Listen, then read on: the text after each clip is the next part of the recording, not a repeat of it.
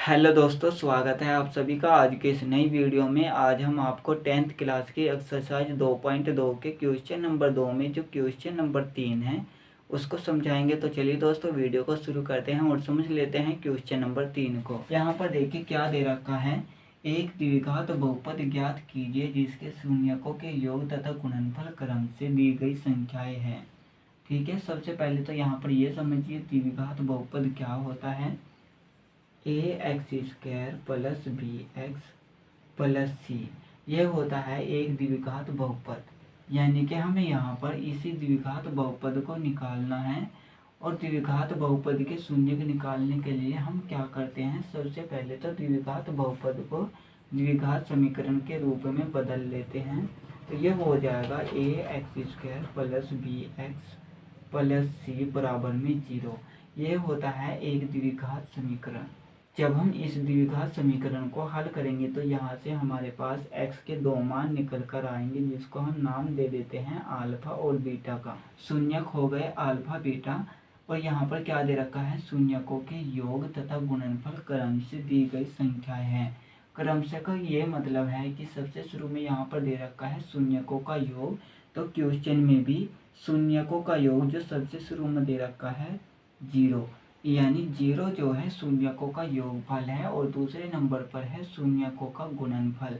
तो यहाँ पर देखिए √5 शून्यकों का गुणनफल है, यानी कि अगर हम इन दोनों शून्यकों को जोड़ दें, अल्फा प्लस बीटा कर दें, जैसे कि यहाँ पर लिखा हुआ है शून्यकों का योग। ठीक है, तो पहले नंबर पर है, यहाँ पर देखिए पहले नंबर पर क्या लिखा हुआ है 0, तो ये हो जाएगा 0। और दूसरे नंबर पर क्या है, शून्यकों का गुणनफल।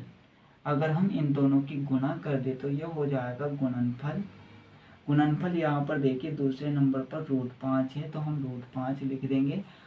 आपको दो फॉर्मूले याद करने हैं। पहला फॉर्मूला होता है अल्फा प्लस बीटा बराबर में -b/a होता है, और दूसरा फॉर्मूला होता है अल्फा बीटा बराबर c/a। अब हमें क्या करना है, 0 को -b/a के रूप में बदलना है और √5 को c/a के रूप में बदलना है। तो हम यहाँ पर क्या करेंगे, सबसे पहले ये देखेंगे कि इन दोनों संख्याओं में कौन सी संख्या बटे में लिखी हुई है। तो यहाँ पर देखिए कोई भी संख्या बटे में लिखी हुई नहीं है, तो हम यहाँ पर क्या करेंगे, इन दोनों के बटे में 1 कर देंगे। तो यह हो जाएगा 0/1 और यह हो जाएगा √5/1।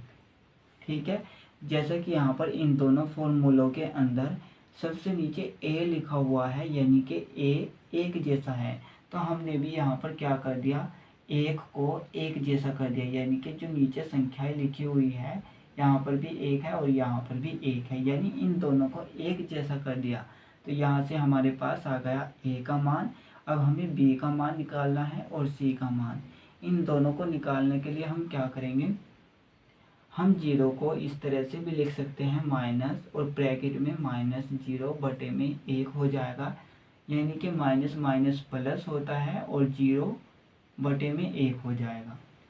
वैसे तो यहाँ पर 0 का कोई भी चिन्ह नहीं होता, ना तो प्लस का चिन्ह होता है और ना ही माइनस का चिन्ह होता है। यहाँ पर माइनस का चिन्ह हमने फॉर्मूले के हिसाब से लगाया है। वैसे आप यहाँ पर माइनस का चिन्ह लगाओ या न लगाओ आपके ऊपर निर्भर करता है, क्योंकि 0 का कोई भी चिन्ह नहीं होता, इसलिए तो हम इसको क्या लिख सकते हैं, -b/a, यानी a का मान हो गया 1 और माइनस फॉर्मूले के अंदर है तो हम इसको छोड़ देंगे, b का मान हो गया -0। अब यहाँ पर देखिए फॉर्मूले के अंदर प्लस का c है, तो यहाँ पर भी प्लस में √5 है, तो हम इसको लिख देंगे c/a।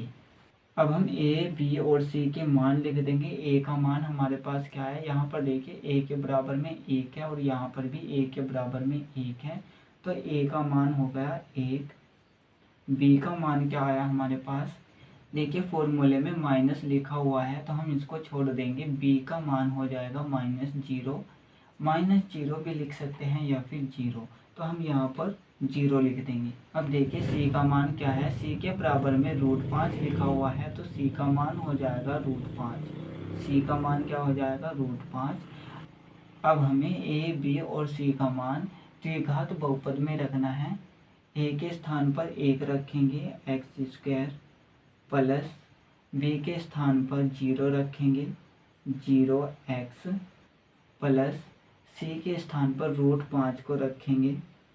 तो ये हो गया एक द्विघात बहुपद जो कि हमें यहाँ पर ज्ञात करना था। आप चाहे तो इसको इस तरह से भी लिख सकते हैं x²।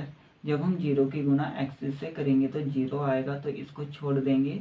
आगे लिखा हुआ है प्लस √5।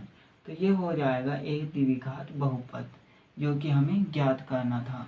तो दोस्तों, अगर हमारा ये वीडियो अच्छा लगा हो तो इस वीडियो को ज़्यादा से ज़्यादा लाइक करें एंड हमारे चैनल को भी ज़्यादा से ज़्यादा सब्सक्राइब करें।